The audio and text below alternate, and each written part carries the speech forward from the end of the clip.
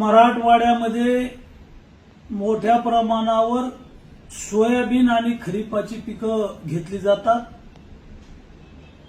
साधारणतः जून महिन्यामध्ये पेरणी होते, मात्र यावर्षी जून महिना पूर्ण पाऊसच पडला नाही। जुलै महिन्याच्या दुसऱ्या आठवड्यात तिसऱ्या आठवड्यात तुरळक पाऊस पडला आहे।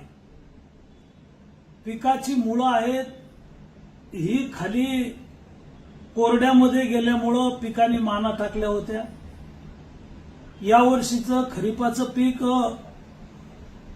पुढे काय होईल सांगता येत नाही, मात्र त्याला उतारा येणारच नाही।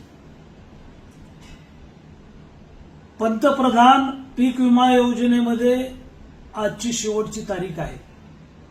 राज्याच्या मुख्यमंत्री महोदयांना मी विनंती केलेली आहे, मराठवाड्यातली खरीपाची पिकं हातून गेलेली आहेत। पुढे पाऊस काय करील सांगता येत नाही। विहिरीतलं पाणी संपलं, बोरचं पाणी संपलं, धरणामध्ये आता पाणी संपत आलेलं आहे।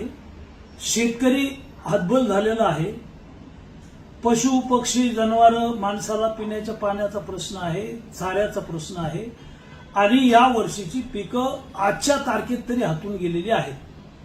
त्यामुळे पीक विम्याची आजची शेवटची तारीख आहे। मुख्यमंत्री महोदयांना मी पत्र लिहिलेलं आहे, महसूल मंत्री महोदयांना पत्र लिहिलेलं आहे की पीक विम्याची तारीख किमान 15 दिवस वाढवा, म्हणजे शेतकऱ्यांना पंतप्रधान पीक विमा भरता येईल आणि त्याचा लाभ देता येईल।